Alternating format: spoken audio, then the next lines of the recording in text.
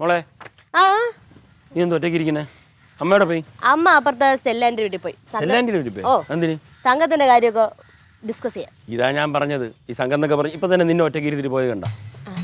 നിന്റെ ആവശ്യമുണ്ടോ? അച്ഛാ, ഞാൻ കൊച്ചുകുട്ടിയൊന്നുമല്ലല്ലോ. എന്നാലും ഇവിടുത്തെ കാര്യത്തിന് ആള് വേണ്ടേ, മണി വേണ്ടേ ഇവിടെ? പക്ഷെ തൊട്ടപ്പുറത്തല്ലേ പോയി, അതിനെന്ത്? എന്ന് പറഞ്ഞാൽ മനസ്സിലാവില്ല. ഇനിയിപ്പോൾ ഇങ്ങനെ ഓരോ കാര്യങ്ങൾക്ക് വേണ്ടി അവിടെ ഇവിടെ എപ്പോഴും വീട്ടിൽ ആള് വേണം മോളെ.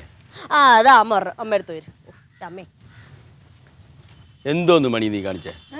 കൊച്ചിനെ ഒറ്റയ്ക്ക് ഇരുത്തിട്ട് പോയത്. അതാ ഞാൻ പറഞ്ഞത്, ഇതൊന്നും ശരിയാവില്ല മണി. ഈ കൊച്ചിനെയാ? കുഞ്ഞു മാവയല്ലേ ഒറ്റയ്ക്ക് ഇരുന്ന പേടിയാവൻ? അല്ല, ഞാൻ പോയത് വേറെ കാര്യമുണ്ട്. സ്റ്റെല്ല ചേച്ചി വിളിച്ചിട്ടുണ്ടായിരുന്നേ.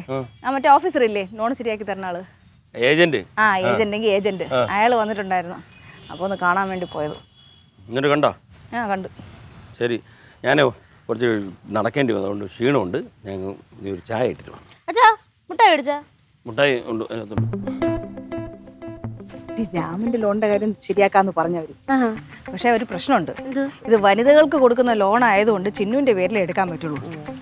ഇപ്പൊ ചിന്നുവിന്റെ ഇതൊക്കെ കൊടുക്കണം. Passport size photo, Aadhaar card, pan number, check leaf, അങ്ങനെ എല്ലാ കുറേ സാധനങ്ങൾ കൊടുത്താലേ കിട്ടുള്ളൂ. ഇത് അക്കൗണ്ടിൽ വരുന്നതും ചിന്നുവിന്റെ അക്കൗണ്ടിലായിരിക്കും. അപ്പൊ ലോൺ എടുക്കാനും പറ്റൂല, അഥവാ എടുത്ത കാശും കിട്ടൂല അല്ലേ? പൊടി, അങ്ങനെയൊന്നുമില്ല. സത്യം. അപ്പച്ചി ഇതൊന്നും ഡോക്യുമെന്റ്സ് ഒക്കെ കൊടുക്കും തോന്നുന്നുണ്ടോ? അതെന്താ ഞാൻ പറഞ്ഞാൽ കൊടുക്കാത്തത്? ഞാൻ അച്ഛന് ചായ ഇട്ട് കൊടുക്കട്ടു. വാ, ഞാൻ പറഞ്ഞു പറഞ്ഞെങ്കിൽ വാ, ഇല്ലെങ്കിൽ അവിടെ ഇരി.